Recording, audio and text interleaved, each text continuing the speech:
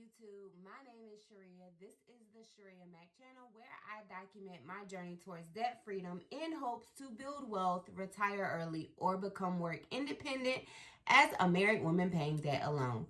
If you are new here, thank you so very much for clicking on this video. And if you are a returning viewer or subscriber, thank you so very much for coming back. If you're new and you're a viewer but not yet a subscriber, please consider subscribing to follow my journey towards eliminating 6 figures worth of debt as a married woman paying debt alone. In today's video, I am giving my 6-month update from the video that I dropped here that discusses me quitting my job in Child Protective Services. And it has been 6 months later. I started a job working for a major hospital as a LCSW care manager. And 6 months later, I have quit that job as well. So we will get into all of the details behind that.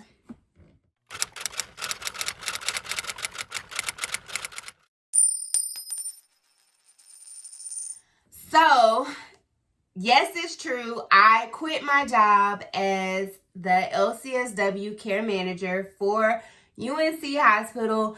I was working in a practice. That had 3 locations. And on December 3rd, I turned in my notice. And there were quite a few things that went into making that decision.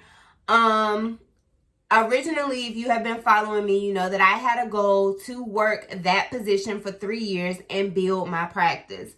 And my practice has been growing pretty steadily, which, you know, a lot of people had told me that it wouldn't take me 3 years to grow my practice to full time. And I really felt like I wanted my practice to be perfect to be able to walk into it. But there was so much internal conflict as a result of working full time and trying to build my practice. So if you follow me on Instagram, you know that usually in the evenings when I finish up with my clients, I will hop on Instagram and kind of give a summary of my day. And a lot of times I would talk about just how much I hated working 8 hours and then coming home and spending my evening hours seeing clients. And it was a major sacrifice. It took a lot of time away from my family. There were things that I normally would do that I wasn't able to do because I was working in the evenings and on the weekends. And so that was part of my internal conflict. And then it was just the job didn't provide as much flexibility as I was under the impression that it provided. And it just kept being issues. Well, not kept being issues, but long story short, my probation was supposed to be up on December 1st. We had a meeting on December 2nd. I had missed a lot of time because of COVID. And then because my son, the school he goes to, they send him home for every little reason. And in the meeting, my supervisor, which is the program manager, just kind of questioned some of the reasons that I was not at work. And one of the reasons, my son had a nosebleed. And it was the way she questioned it. It was like, and on this date, you left because your son had a nosebleed.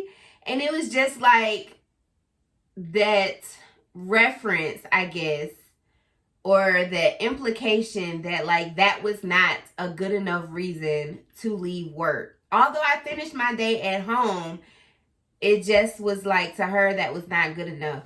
And that really like triggered me to like be like I was ready to go off. And it just put a lot of things in perspective. I sat for an hour after that meeting. I actually ended up getting a documented counsel for the days that I had missed, which I understand, you know, whatever. And I sat for an hour to, 1, calm down because I was pissed. And then 2, to just figure out if like that's the direction I wanted to continue to go into. Why did I feel like it had to be 3 years? Why couldn't I make the transition now? I should have just done it when I left Wake County and just a whole bunch of other things. And so after I sat, you know, I checked some receipts And basically, I had recognized that one, I had $10,000 in my business account. I had $5,000 in my freedom fund, and I grossed $4,985.56 last month in the month of November, working full part-time. So maybe like 10 to 15 hours on the evenings and the weekends, and working those hours, 10 to 15 hours, weekends and evenings and weekends, I was able to bring home $4,985.66, which once my expenses came out, it was $4,589.92. Of course, I do have to pay taxes out of that. But still, that is more than I am able to net home from my full-time job. And so I just got to thinking, like, if I could make nearly $5,000 working part-time,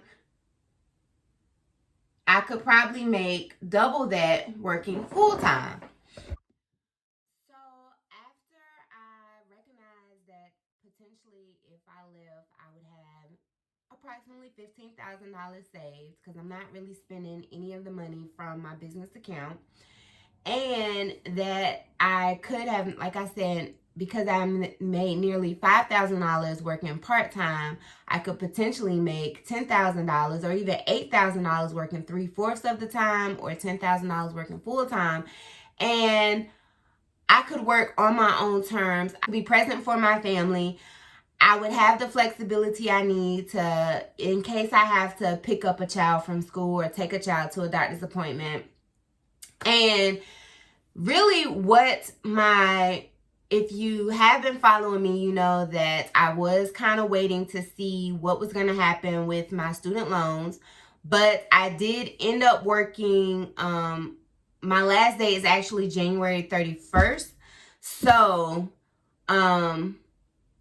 if my loans are eligible, or if a portion of my loans are eligible for forgiveness in February, I will have still had that, I still will have had employment up until 2022. So I did that. One other thing that had seemed to stress me out was insurance. But, you know, things align for you in some cases, whether you recognize it or not. So I had an HSA with my employer. I switched over for January to a PPO, but I had an HSA.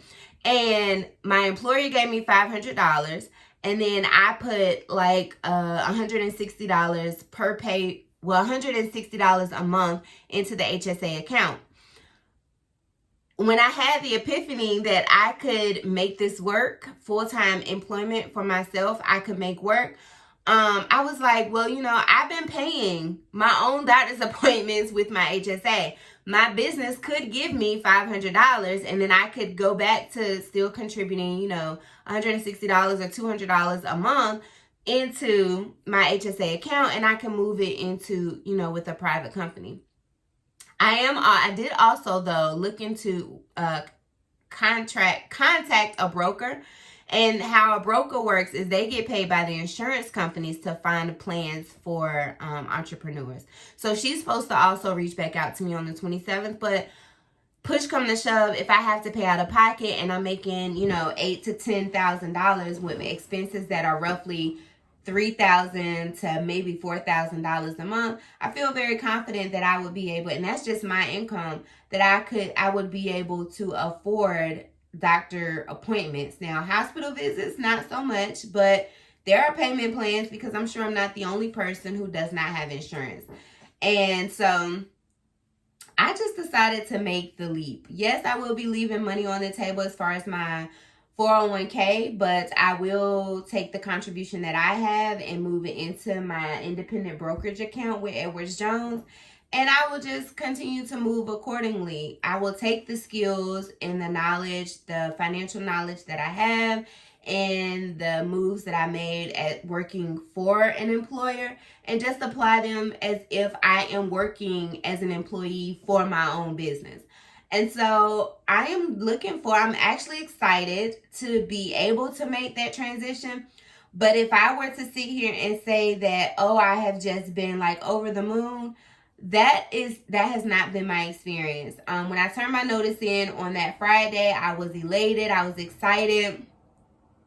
But I woke up Saturday like, who just quit their job and why? And, I got caught up in the numbers.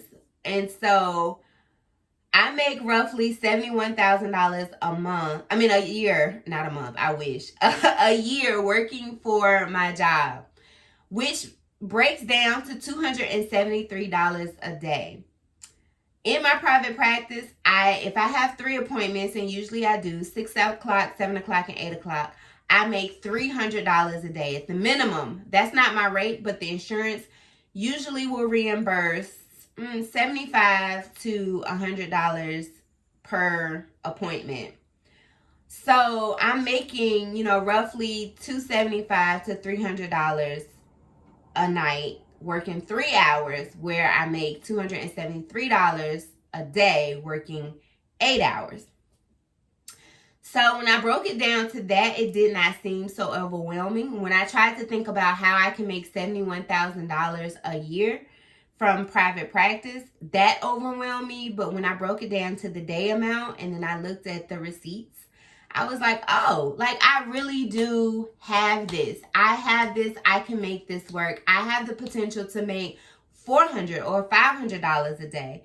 And so I just had to like really lean into my faith, really believe in myself, and I'm just going to do it. I would have loved to have been able to let December 31st be my last day, but my oldest daughter does have quite a few appointments, and I really want to give her the opportunity to, keep those appointments.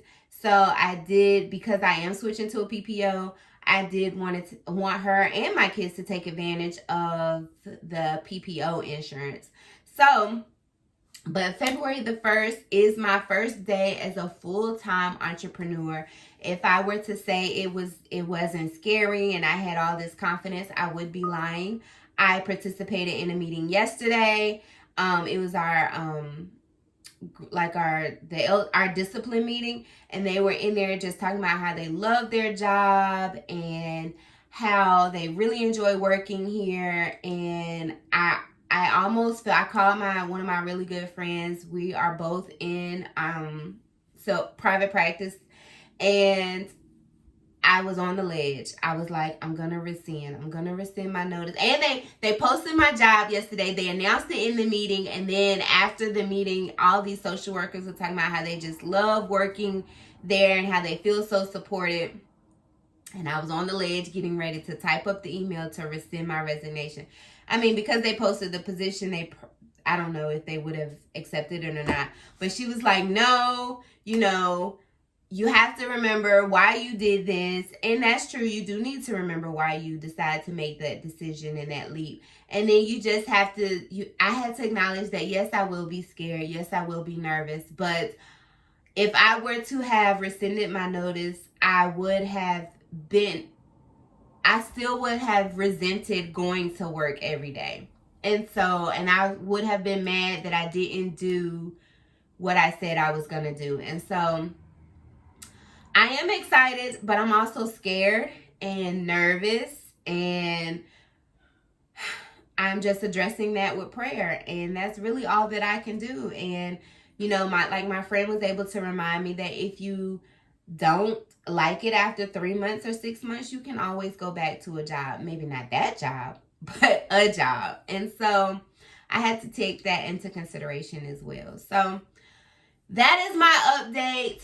I know I said I was going to try and do 3 visits a week, but then I just got all trapped up in everything that was going on, the stress of trying to manage, again, working and building a business, then the stress from feeling pressured, and the internal conflict from working but wanting to do full-time entrepreneurship, and how I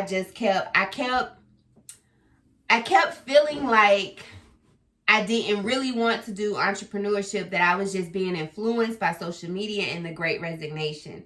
And that caused major conflict for me. So if you haven't noticed, like when I'm really stressed or when I'm really going through something, I do kind of withdraw from everything.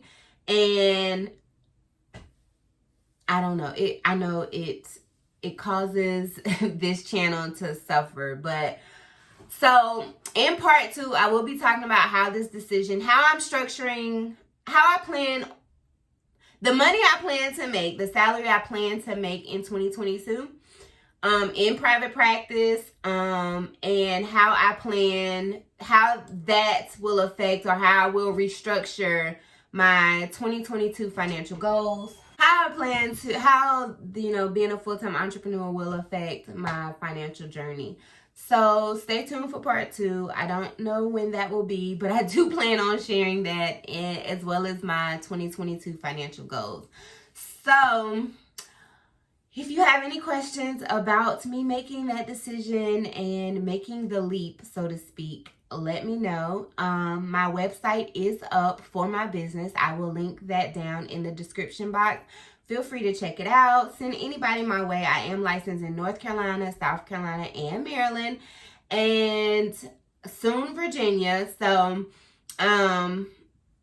yeah, if you have any feedback about my website or any questions about me making the leap, you have any words of encouragement, any advice, I would definitely appreciate it. Shout out to E. Susan, who really tried to help me address that conflict of not having meals prepared for my family. So follow me over. If you're not already following me, follow me over on Instagram.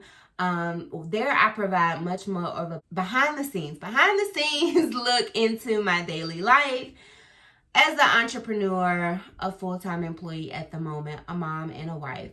So, and if you are not already following my channel or subscribe to my channel, please make sure you subscribe.